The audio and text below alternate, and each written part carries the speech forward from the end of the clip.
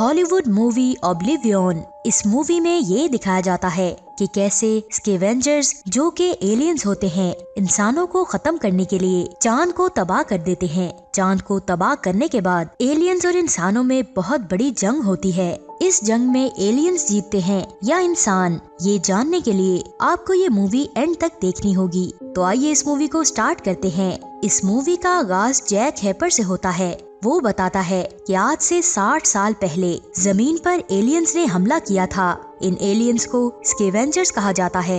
ये एलियंस सबसे पहले चांद को तबाह करते हैं, जिसकी वजह से जमीन का सारा निजाम तहस नहस हो जाता है। जब इंसान इन एलियंस के बारे में सर्च करने लगते हैं, तो ये स्कैवेंजर्स इंसानों को खत्म करने के लिए अपनी टीम भेजते हैं। स्कैवेंजर्स की टीम और इंसानों में बहुत बड़ी जंग शुरू हो जाती है।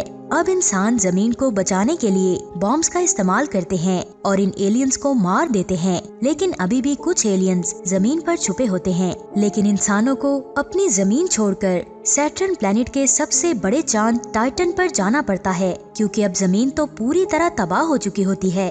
टाइटन पर जाने से पहले इंसान स्पेस में ही स्पेस स्टेशन ढूंढते हैं। ये स्पेस स्टेशन इस पूरे मिशन को कंट्रोल करता है, जो जमीन पर चल रहा होता है। जमीन पर सिर्फ 2 ही लोग बचे हैं, एक जैक हेपर और दूसरी विक्टोरिया। ये दोनों यहाँ पर एक खास मकसद के लिए रुके होते हैं। दरअसल उन्होंने समुद्र के अंदर बहुत बड़े हाइड्रो डिस्क लगाए होते हैं। ये डिस्क समुद्र के पानी को फ्यूजन एनर्जी में तब्दील करती है। इसी फ्यूजन एनर्जी की वजह से टाइटन पर लोग जिंदगी गुजार रहे होते हैं, क्योंकि ये डिस्क रहने के लिए एक प्रॉपर एनवायरनमेंट प्रोवाइड करती है।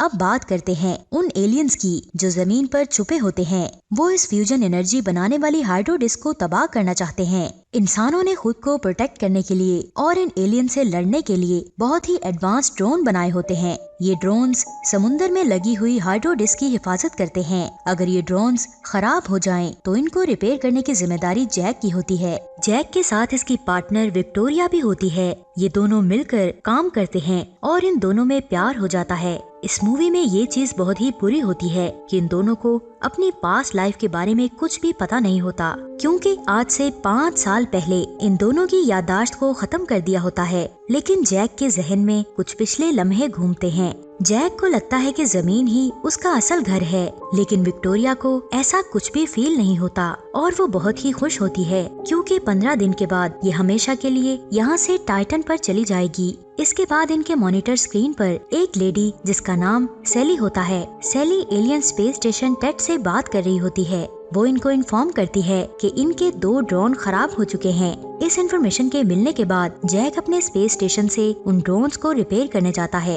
एक ड्रोन को तो जैक रिपेयर कर लेता है, लेकिन इसे दूसरे ड्रोन की लोकेशन का नहीं पता कि वो कहाँ पर है। इसके बाद जैक अपने फ्लाइंग ऑब्जेक्ट से एक बाइक निकालता है और दूसरे ड्रोन को ढूंढने के लिए जाता है। थोड़ा आगे जाने के बाद इसकी बाइक में दूसरे ड्रोन के सिग्नल आते हैं। ये ड्रोन जमीन की निचली तह में होता है। विक्टोरिया जैक को इस तह में जाने से मना करती है, लेकिन जैक उसकी एक भी नहीं सुनता और इस लोकेशन को ट्रेस करते हुए उस जगह पर पहुंच जाता है। लेकिन वहां पर जाने के बाद इसको पता चलता है कि ये तो एक सेंसर लगा हुआ है। ये देखने के बाद जैक समझ जाता है कि ये सारा काम स्कैवेंजर्स का है। अब जैक यहाँ से भागने लगता है। भागते हुए इसका पाँव एक रस्सी में फंस जाता है। जैक इस रस्सी पर गोली मारकर उस रास्ते की तरफ जाता है जिस रास्ते से इसने एंट्री की होती है। जब जैक रस्सी को पकड़कर ऊपर जाता है, तो बाहर से इस रस्सी को कोई काट देता है और जैक नीचे गिर जाता है। इस जगह पर चारों तरफ स्कैवेंजर्स होते हैं। स्कैवेंजर्स इसे मारना नहीं बल्कि जिंदा पकड़ना चाहते हैं। ये जैक को पकड़ने ही वाले होते हैं कि इतने में यहाँ पर ड्रोन आ जाता है और सब स्कैवेंजर्स को मार देता है। फिर जैक अपनी जगह पर वापस आ जाता है। इसके बाद रात को स्कैवेंजर्स इन्हीं के ड्रोन से फ्यूल निकालकर समुद्र में लगी हाइड्रो डिस्क पर बहुत बड़ा ब्लास्ट करते हैं। जब जैक यहाँ पर पहुँचता है, तो वो देखता है कि जमीन से स्पेस में कुछ सिग्नल भेजे जा रहे हैं। ये सिग्नल स्कैवेंजर्स भेज रहे होते हैं।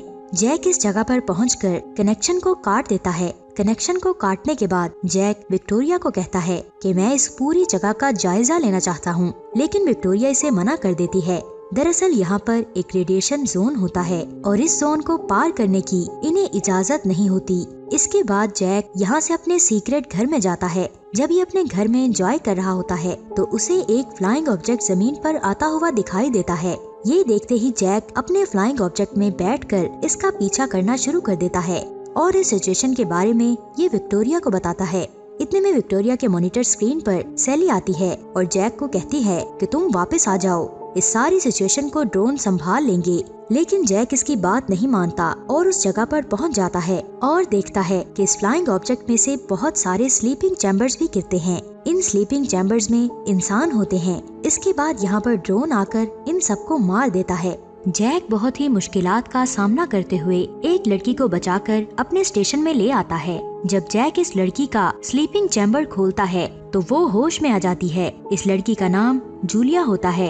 विक्टोरिया उसे बताती है कि तुम्हारे सब टीम मेंबर्स मर चुके हैं और उसे ये भी बताती है कि तुम पिछले 60 सालों से इस नींद में हो और कहती है कि जमीन पूरी तरह बदल चुकी है, यहाँ कोई भी इंसान नहीं है, सब लोग टाइटन पर जा चुके हैं। विक्टोरिया उसे पूछती है कि तुम्हारे साथ क्या हुआ था, लेकिन जूलिया उसे कुछ भी नहीं बताती और कहती है कि सबसे पहले मुझे मेरा फ्लाइट रिकॉर्डर चाहिए। इसका फ्लाइट रिकॉर्डर उस जगह पर होता है जहां इनका फ्लाइंग ऑब्जेक्ट क्रैश हुआ था। रात को इस जगह पर जाना खतरे से खाली नहीं होता क्योंकि रात को स्कैवेंजर्स वहां पर होते हैं। जब जैक और विक्टोरिया रात को इकट्ठे होते हैं तो वो पूछता है कि क्या तुम अपने माजी को जानती हो। विक्टोरिया कहती है कि माजी को ना जानना ही बेहतर है। ये कहकर वो यहाँ से चली जाती है। इसके जाने के बाद जैक जूलिया के पास जाता है। जूलिया इसे कहती है कि अब मेरा क्या होगा, मैं कहाँ रहूंगी। जैक कहता है कि सुबह टेड स्पेस स्टेशन से कोई आएगा और तुम्हें यहाँ से लेकर चला जाएगा। जूलिया कहती है कि मुझे मेरा फ्लाइट रिकॉर्डर चाहिए।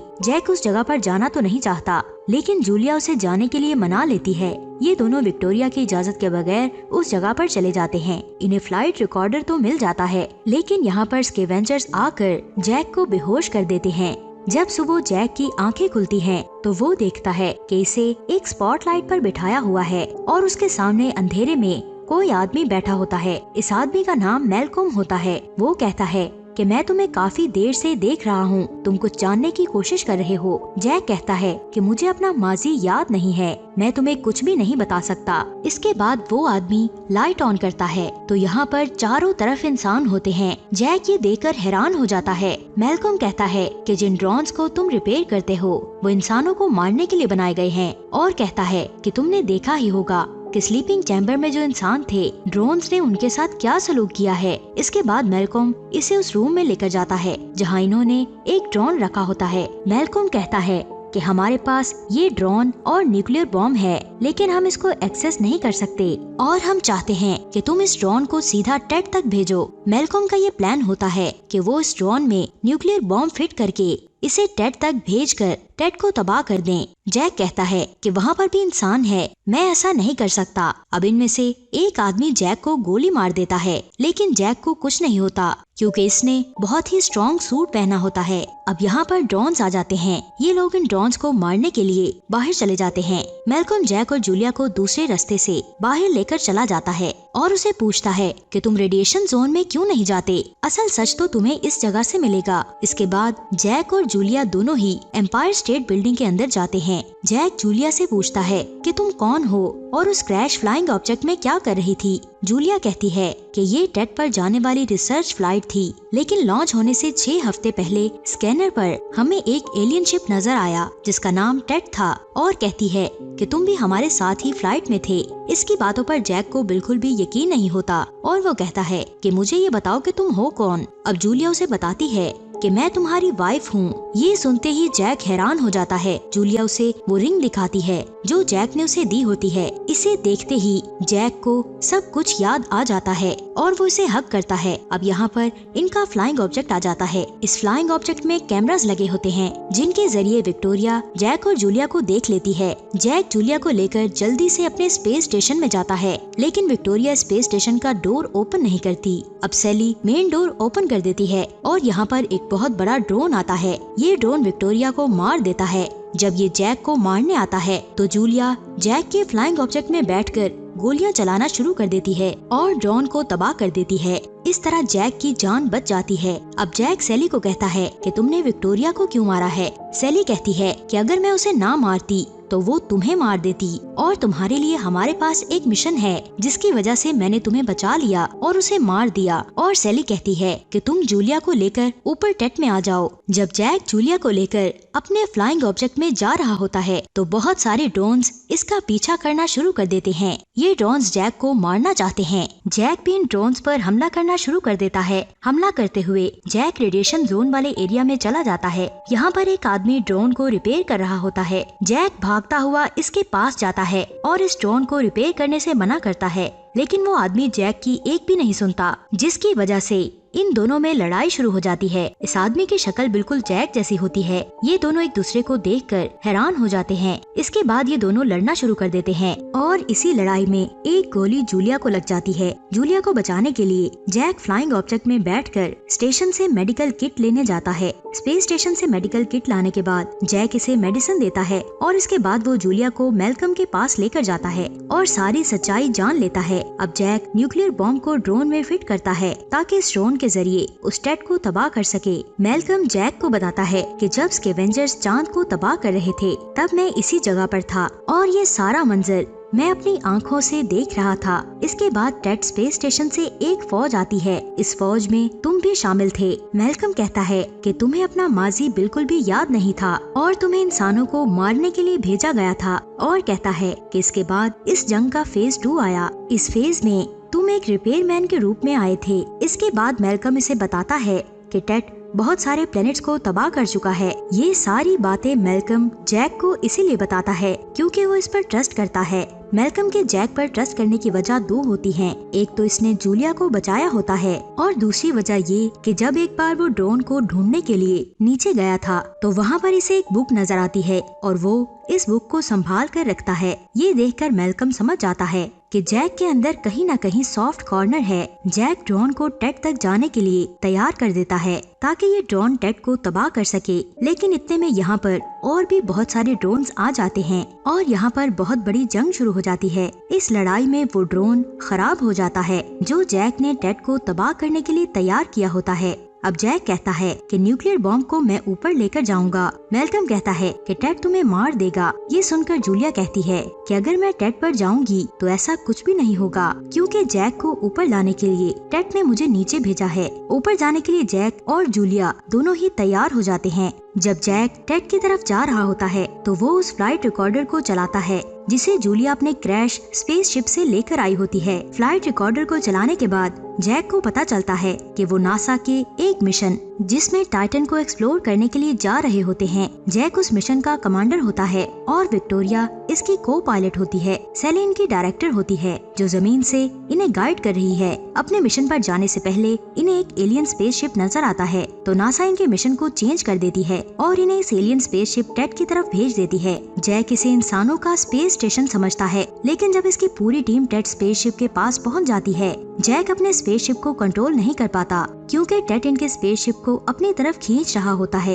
ये देखते हुए जैक अपने स्पेसशिप के उस हिस्से को अलग कर देता है जिसमें बाकी के लोग स्लीपिंग चैम्बर में सो रहे होते हैं। स्पेसशिप का ये हिस्सा 60 सालों तक स्पेस में घूमता है। ये वो हिस्सा होता है जिसमें कुछ दिन पहले जूलिया जमीन पर आई थी। स्पेसशिप का ये हिस्सा अलग होने के बाद अपने आप ही टेट के अंदर चला जाता है। अब जैक को सब कुछ याद आ जाता है कि इनके साथ क्या क्या हुआ था। इसके बाद जब जैक टेट के अंदर जाता है तो यहाँ पर 2 ड्रोन्स आ जाते हैं। इसके साथ ही सैली की भी आवाज आती है और कहती है कि तुम्हारी हार्ट बीट तेज क्यों हो रही है। जैक कहता है कि मैं तुमसे मिलना चाहता हूँ। सैली पूछती है कि तुम यहाँ पर क्यों आए हो। जैक उसे बताता है कि मैं चाहता हूँ कि तमाम इंसान जिंदा रहें। सैली उसे कहती है कि तुम इस स्पेसशिप में जाओ। जैक जब इस स्पेसशिप में जाता है तो वो देखता है कि टेट ने विक्टोरिया और जैक के बहुत सारे हम शक्ल बनाए होते हैं। ये देखकर जैक हैरान हो जाता है। इसके बाद जैक थोड़ा आगे जाकर लैंडिंग करता है। जैक अपने फ्लाइंग ऑब्जेक्ट में से उस चैम्बर को निकालता है जिसमें जूलिया होती है।